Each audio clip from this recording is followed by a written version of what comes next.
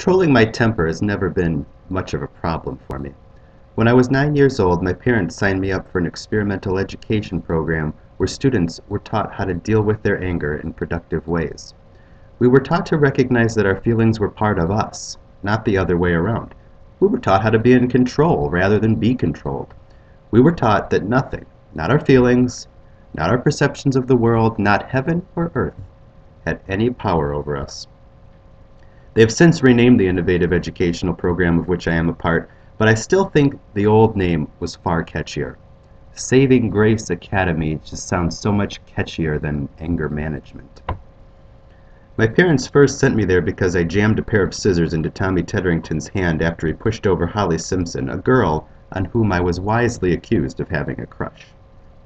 Though this rumor was entirely true, I found myself in many an altercation beneath the big slide fighting off the accusations that I was romantically attracted to young Holly.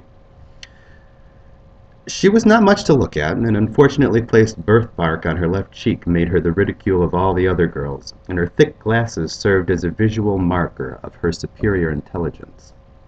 But still, it was not her mind that so enamored me. At the age of 9, I hadn't yet realized the correlation between academic prowess and sexual ability. Instead, it was the way she dealt with the many bullies who approached her that set my childlike heart aflutter. When once a young, pretty girl, whose name I don't remember, came to her and compared the birthmark on Holly's face to bird droppings, Holly laughed. She didn't grab the girl's hair and pull a handful of it from her head. She didn't strike her in the face with her math book, always the largest. She didn't hide in the bushes after school and jump out at her and club her in the back of the knees with a tire iron. Instead, Holly laughed lightly before turning and walking away. The girl, whose name I don't remember, then followed her, moving on at the point to some disparaging remarks about Holly's glasses. I don't recall the exact insult, but it had something to do with a chess piece and a curling iron. I didn't get it back then either. Kids can be cruel, but they rarely make sense. No matter how much the girl whose name I don't remember persisted, Holly's reaction remained the same. She laughed and walked away until finally the girl gave up and went away. When she did, I asked Holly how she could put up with the taunting so stoically. She told me that as she saw it, in the end, she had actually won the standoff. Not only did the girl go away, but she, as Holly put it, experienced the feeling of utter powerlessness that will haunt her for her entire life. No insult or physical retaliation could ever be as damaging as that. While I understood what she meant, and while the wisdom of it made her ugly face beautiful, I couldn't live my life by that philosophy, no matter how hard I tried. So, when Tommy pushed her over after a class in which Holly had answered correctly a history question he had gotten wrong, how could anyone think that Ronald Reagan freed the slaves? I grabbed a pair of scissors and placed them point first in the palm of Tommy's little hand. I never saw Holly again after that, but the new school that I went to was full of girls who, though they may not have been as beautiful, I could connect with on a much more familiar level. For a while, I bounced back and forth from Saving Grace Academy to other schools, both public and private, before finally settling into a consistent schedule at a special high school during my senior year. When I graduated, though my grades were impeccable, I had a difficult time being accepted by a good college. After my parents, who were both alumni of the University of Michigan, made a generous donation to build a new art museum that was later named after them, I was accepted on a trial basis. My first year went smoothly. I did well in all my classes, made the dean's list, and was well on my way toward achieving my goal of becoming someone who made a lot of money. The first day of my sophomore year, however, I saw a familiar face a few rows in front of me. I couldn't quite place it. The more I stared at her, the more her 9-year-old face began to return. It was the girl whose name I couldn't remember, and she looked far more beautiful than I remembered. I got up from my seat and sat down directly behind her. My intention was not to startle her, or, in what would be the words she used to describe it at my trial, creep her out. I simply wanted to surprise her. It had been over 10 years since last we saw each other. I knew I had changed, and I was sure she had. I bore no ill will toward her, despite her sworn testimony. After breathing softly on the back of her neck and getting no reaction other than a hand reaching around, I decided to move my face a little closer to her. I put out my tongue slightly in order to press the tip of it to her skin, but before I could, she whipped her head around and slapped me across the face. This fact, by the way, went uncontested at trial. It's an important one. It was not I who made the first physical move, but she. Though she did not recognize me at first, her repulsion and aggression needed no connection to the past in order to become fully manifest. In response to her insistence that I explain to her what I was doing, I clarified for her who I was. When she didn't recognize mine or Holly's name, I told her the story of what had happened. By the widening of her eyes and the freezing of her face, I knew she remembered me. It was a reaction I was used to getting when I met people with whom I had once been acquainted. The next day, I received notification from the university that the terms of the agreement reached with my parents had been violated due to a student complaint. A student complaint. I would no longer be allowed to attend classes at the University of Michigan, or any of its satellite campuses. While I had no real proof that this girl, whose name I don't remember, was the one who filed the complaint, I knew it to be true.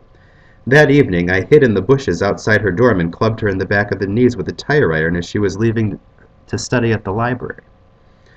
While I was acquitted at trial due to lack of evidence, I did have trouble maintaining my composure while on the stand. I had studied enough law at that point to know that that was the whole point in the prosecution, even calling me as a witness, and that knowledge made it difficult for me to act any way other than what they wanted from me. So, while I was not punished for my crime, I was sent back to Saving Grace Academy, which by that time had officially changed its name. My education there was far more intense and, quite frankly, practical than what I had been receiving at college. While I might not ever learn to be a lawyer at Saving Grace Academy, or anger management if you prefer profane terms, I would, however, learn to be something far more valuable, a decent human being. It was in this, my final stay, that I learned the answer to the question people had been asking me since the age of 12. What do you want to be when you grow up? I always said lawyer because that's what both my parents were, but now I had an answer that was far more connected to my psyche, far more connected to my spiritual core. I wanted to be a good person when I grow up. It sounded simple and childish, but it wasn't. It was a true and noble goal. A day or two after the life-changing realization, I was lucky enough to come into contact with a man by the name of Delvishan Talucci.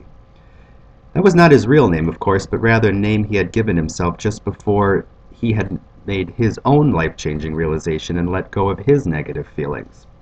When I asked him what his real name was, he breathed heavily and looked at me like he was about to pick up my entire body by the hair on my head and throw me into a wall. Before he did that, however, he took a drink from a small canteen that was hanging from his neck and explained to me that Delvishan was his real name. I then asked him what his old name was, and he said he couldn't remember. I spent the next few days with Delvishan as he taught me more than I had ever learned in any of my previous stays at the academy. He showed me that even when I thought I was getting somewhere, I really wasn't. We left anger management at about the same time, and I continued to spend a large amount of time with Delvishan. After a few weeks, he gave me my very own canteen, just like his, to hang around my neck, and explained that it was made of a rare mix of herbs and tea leaves imported from the hills of Ganeshwalavia, a place I still don't know the location of, or even if it exists. While to me, it tasted remarkably like dry gin with a twist of lime juice, Delvishan insisted it was herbal tea. I began drinking from my canteen regularly, every time I became upset. I went through 6 canteens my first day and got to the point where I had to buy them by the caseload. Though $279.99 may seem like a lot for a case of 8 canteens, the peace of mind it brought me was priceless. I had to get a job, too, to pay for all of these canteens. I started working at a company called Fertilon, spraying fertilizer on residential lawns, and things were really going good for me. In addition, my family noticed a marked change in my behavior. They told me that I had become much more enjoyable to be around, and were especially proud of how in touch I had become with my more positive emotions. I was constantly, they said, going around telling them and complete strangers how much I loved them. I remembered very little of what they often would describe to me, and I would frequently find myself waking up in the beds of both women and men whom I didn't recognize. Overall, though, I found a peace from something outside of myself, something greater than myself. There was nothing superficial about this peace, by the way. It was pure. It was real. It was everything my life had been lacking up until that point. Even now, I have moments when I hear myself speak, when I talk of purity and things like that I had never considered before, and I realize or think that my canteen must in fact be filled with vodka or something. Still, I have never been happier, and the world has never made more sense.